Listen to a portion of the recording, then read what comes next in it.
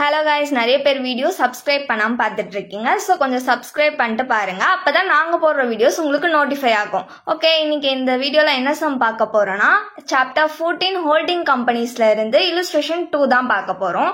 இங்க என்ன கொடுத்திருக்காங்கன்னா கொஸ்டின்ல 31st March 2018 balance sheet H limited தான் S லிமிடெட் தான் பேலன்ஸ் ஷீட் வந்து கொடுத்திருக்காங்களாம். ஃபர்ஸ்ட் ஷேர் கேபிட்டல் கொடுத்திருக்காங்க ரெண்டுத்துக்குமே. H லிமிடெட்னா ஹோல்டிங் கம்பெனி, S லிமிடெட்னா சப்சிடரி கம்பெனி. ஜெனரல் ரிசர்வ் வந்து கொடுத்திருக்காங்க. Next profit and loss account, creditors, fixed asset. அதுக்கப்புறம் இங்க கவனிங்க 75% ஆஃப் ஷேர்ஸ் வந்து எஸ் லிமிடெட்ல இருந்து H லிமிடெட் வாங்கிட்டாங்க. இவ்வளவு அமௌண்ட் பே பண்ணி 2,80,000 பே பண்ணி அப்படின்றத கொடுத்திருக்காங்க. இதுல இருந்தே நம்ம வந்து ரேஷியோ கண்டுபிடிச்சிடலாம். H லிமிடெட் வந்து 75% ஷேர்ஸ் வந்து வாங்கிட்டாங்க. அப்போ மீதி இருக்க 25% வந்து S லிமிடெடோட ரேஷியோ. நெக்ஸ்ட் ஸ்டாக் கொடுத்திருக்காங்க, அதர் கரண்ட் அசெட் கொடுத்திருக்காங்க. 31st March 2018 கன்சாலிடேட்டட் பேலன்ஸ் ஷீட்டை வந்து ப்ரிப்பேர் பண்ண சொல்லியிருக்காங்க. இதுல கன்சாலிடேட்டட் பேலன்ஸ் ஷீட்னா என்னன்னா, ரெண்டு கம்பெனி இருக்கா, ஹோல்டிங் அண்ட் சப்சிடரி. இந்த ரெண்டு கம்பெனிக்குமான அசட்ஸ் அண்ட் லயபிலிட்டிஸ், ஈக்விட்டிஸ் இது எல்லாத்தையுமே வந்து கம்பைன் பண்ணி ஒரே என்டிட்டியா, அதாச்சும் ஒரே கம்பெனியோட பேலன்ஸ் ஷீட்டா காமிக்கிறது பேர் தான் வந்து கன்சாலிடேட்டட் பேலன்ஸ் ஷீட்னு சொல்லுவோம். நெக்ஸ்ட் என்ன கொடுத்திருக்காங்க, H லிமிடெட் வந்து பர்ச்சேஸ் பண்ணிருக்காங்க ஷேர்ஸை. எப்போனா 31st July 2017.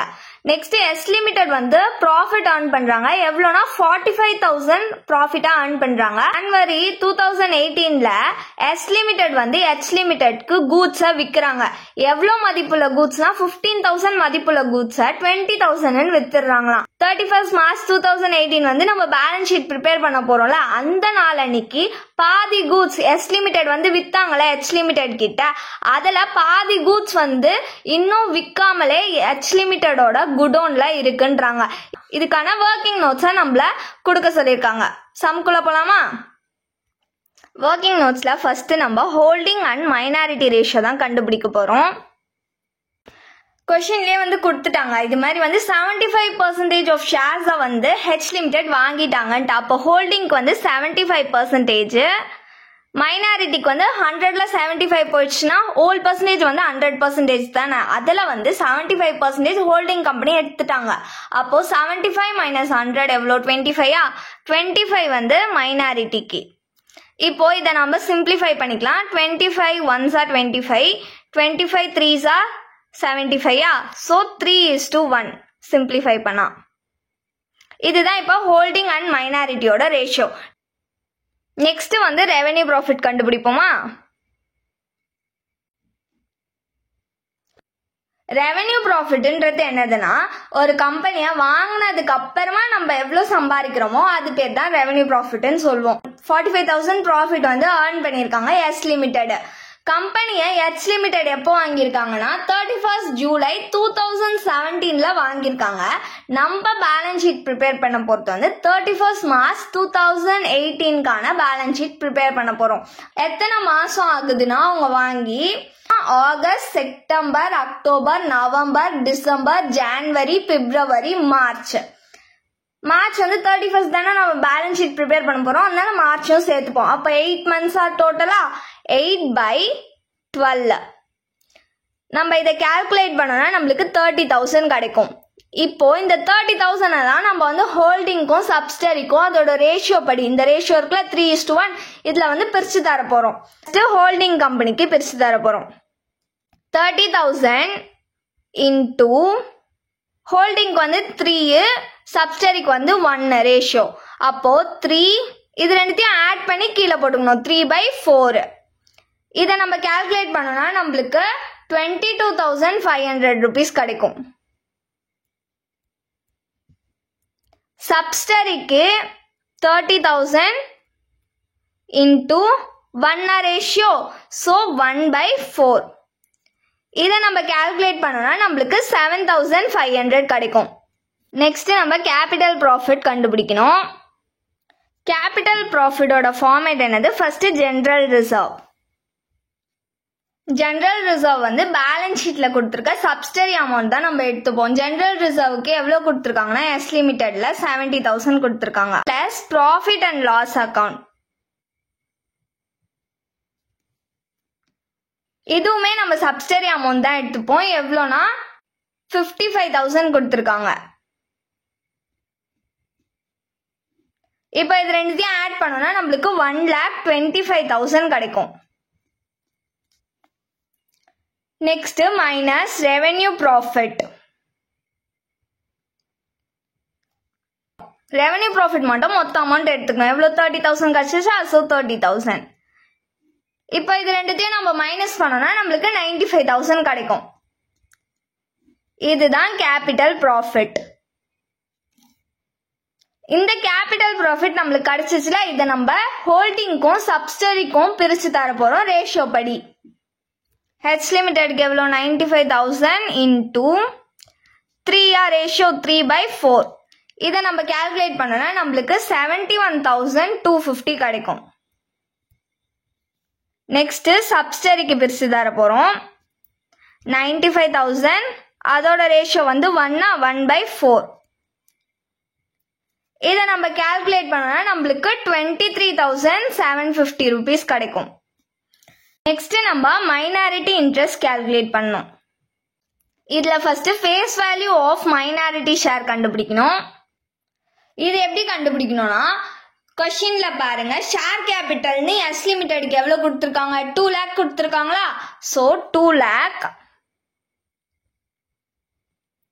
இன்டூ சப்சிடரியோட ரேஷியோ என்னது 1, ஸோ 1/4. இதை நம்ம கால்குலேட் பண்ணோம்னா நம்மளுக்கு 50,000 கிடைக்கும்.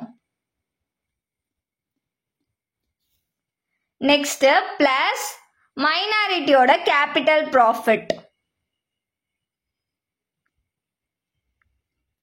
மைனாரிட்டியோட கேபிட்டல் ப்ராஃபிட் எவ்வளவு கண்டுபிடிச்சோம் 23,750. அதை இங்க போட்டுக்கோங்க.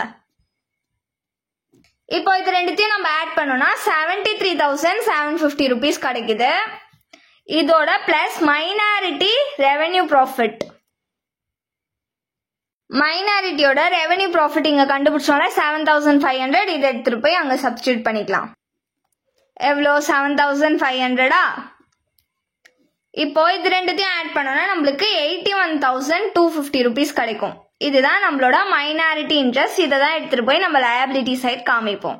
நெக்ஸ்ட் நம்ம cost of control or goodwill தான் கண்டுபிடிக்க போறோம். இதோட ஃபார்மேட் வந்து ஃபர்ஸ்ட் அமௌண்ட் பெய்ட். எவ்வளோ ஷேர்ஸ் அமௌண்ட் பெய்டா, இது வந்து என்னன்னா நம்மளுக்கு பேலன்ஸ் ஷீட்லயே அமௌண்ட் கொடுத்துருந்தாங்களா 75% ஆஃப் ஷேர்ஸ் வந்து எஸ் லிமிடெட் கிட்ட இருந்து ஹெச் லிமிடெட் இவ்வளவு கொடுத்து வாங்கியிருக்காங்கன்ட்டு. எவ்வளோ அமௌண்ட் கொடுத்து வாங்கியிருக்காங்கன்னா 2,80,000 rupees கொடுத்து வாங்கியிருக்காங்க ஷேர்ஸ். அது அவுட்டர் காலம்ல போட்டுக்கோங்க. நெக்ஸ்ட் வந்து minus face value of shares purchased. இது வந்து எப்படி கண்டுபிடிக்கணும்னா எஸ் லிமிடெடோட ஷேர் கேபிட்டல் எவ்வளோ 2 lakh 2 lakh இன்டூ ஹோல்டிங் கம்பெனியோட ரேஷியோ எடுத்துக்கணும். இதுல ஹோல்டிங் கம்பெனிக்கு எவ்வளோ ரேஷியோ 3/4. இப்போ இதை நம்ம கால்குலேட் பண்ணோம்னா நம்மளுக்கு 1,50,000 கிடைக்கும். அதை இன்னர் காலம்ல போட்டுக்கோங்க. நெக்ஸ்ட் மைனஸ் ஹோல்டிங் கம்பெனியோட கேபிட்டல் ப்ராஃபிட். ஹோல்டிங் கம்பெனியோட கேபிட்டல் ப்ராஃபிட் எவ்வளோ 71,250 rupees. அதை எடுத்துட்டு போய் அங்க சப்ஸ்டிட்யூட் பண்ணிக்கலாம். 71,250. இப்போ மைனஸும் பிளஸ்ஸா, ஸோ இது ரெண்டையும் ஆட் பண்ணி நம்ம அவுட்டர் காலம்ல போட்டுக்கலாம். ஆட் பண்ணா நம்மளுக்கு 2,21,250 rupees கிடைக்குது. இது ரெண்டுத்தையும் நம்ம மைனஸ் பண்ணிக்கிட்டா நம்மளுக்கு 58,750 rupees கிடைக்குது. இந்த அமௌண்ட் பெருசா இருக்கு, இது சின்னதா இருக்கு. மைனஸ் பண்ணோம்னா நம்மளுக்கு வந்து பிளஸ்ல தான் ஆன்சர் கிடைக்குமா. ஸோ இது வந்து goodwill. Next unrealised profit and stock. கொஸ்டின்லயே கொடுத்துருந்தாங்களே எஸ் லிமிடெட் வந்து ஹெச் லிமிடெட் 15,000 rupees மதிப்புள்ள கூட்ஸ் 20,000க்கு வித்துருக்காங்கன்ட்டு. So purchase cost minus selling cost. இது ரெண்டுத்தையும் நம்ம மைனஸ் பண்ணோம்னா நம்மளுக்கு 5,000 கிடைக்கும்.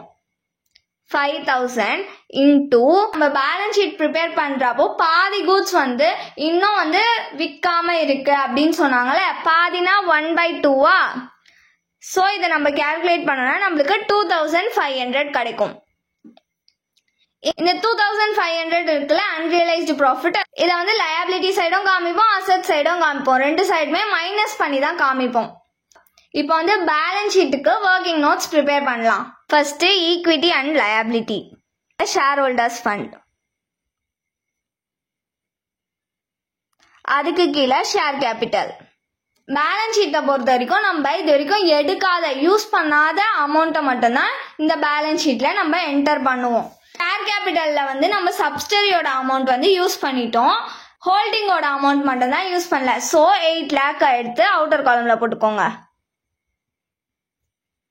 Next reserve and surplus. First reserve, general reserve கொடுத்துருக்காங்களா, இதுலயுமே நம்ம வந்து சப்சிடரியோடது யூஸ் பண்ணிட்டோம் அமௌண்ட், ஹோல்டிங் மட்டும் தான் யூஸ் பண்ணல. ஸோ 1,50,000.